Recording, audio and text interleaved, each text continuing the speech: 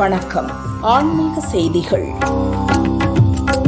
தமிழகத்தில் பிரசித்தி பெற்ற ராமர் கோயில்களில் ஒன்றான நெல்லை பாளையங்கோட்டை ராமசாமி கோயில் கும்பாபிஷேக விழா கடந்த 26ஆம் தேதி தாமிரபரணி நதியிலிருந்து தீர்த்தம் எடுத்து வரும் நிகழ்வுடன் தொடங்கியது. கடந்த 3 நாட்களாக யாகசாலை பூஜைகள் நடைபெற்றது. காலை 5 மணிக்கு நடை திறக்கப்பட்டு விஸ்வரூப தரிசனம், நித்திய ஹோமம், பூர்ணஹூதி, யாத்ரா தானம், தசதானம் உள்ளிட்ட பூஜைகள் நடைபெற்றன. பின்னர் யாகசாலையிலிருந்து கடம் புறப்பாடானது. கோயில் விமானம் மற்றும் கோபுரங்களுக்கு புனித நீர் ஊற்றி மகா கும்பாபிஷேகம் நடைபெற்றது. கோபுர கலசங்களுக்கு தீபாராதனை காண்பிக்கப்பட்டது. பக்தர்களுக்கு புனித நீர் தெளிக்கப்பட்டது. விழாவில் சுற்றுவட்டார பகுதியைச் சேர்ந்த ஆயிரக்கணக்கான பக்தர்கள் சுவாமி தரிசனம் செய்தனர்.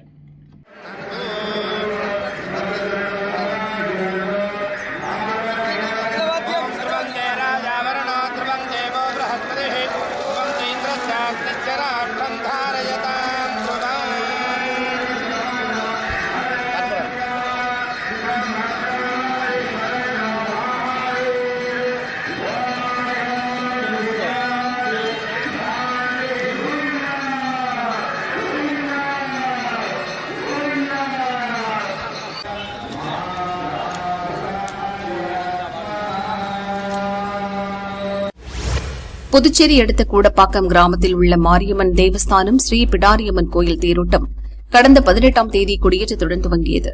விழாவை ஒட்டி பிடாரியம்மனுக்கு பால், தயிர், சந்தனம், இளநீர் உள்ளிட்ட திரவங்களுடன் அபிஷேகம் நடைபெற்றது.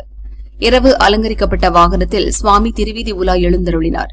விழாவின் முக்கிய நிகழ்வாக தேரோட்டம் வெகு விமரிசையாக நடைபெற்றது. இதில் முதல்வர் ரங்கசாமி, எம்எல்ஏ கார்த்திகேயன், பாரதிய ஜனதா துணைத் தலைவர் ஜெயக்குமார் ரெட்டியார் உள்ளிட்டோர் பங்கேற்று தேரை வடம் பிடித்து இழுத்து துவக்கி வைத்தனர். விழாவில் சுற்றுவட்டார கிராம மக்கள் பங்கேற்று தேரை வடம் பிடித்து இழுத்து பக்தி பரவசம் அடைந்தனர்.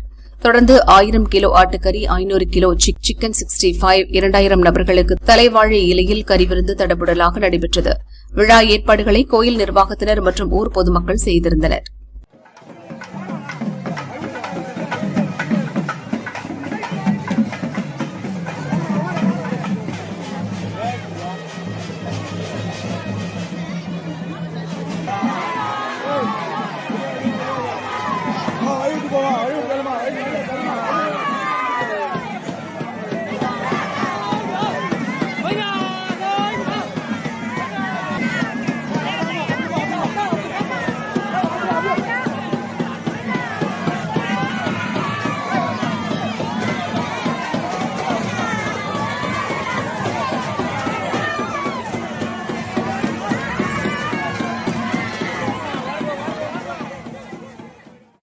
திருப்புகழை உலகிற்கு அளித்த அருணகிரிநாதருக்கு முருகப்பெருமான் அருள்பாலித்த திருத்தலமான திருச்சி வயலூர் முருகன் கோயிலில் வைகாசி விசாக தேர் திருவிழா கடந்த 20ஆம் தேதி கொடியேற்றத்துடன் தொடங்கியது.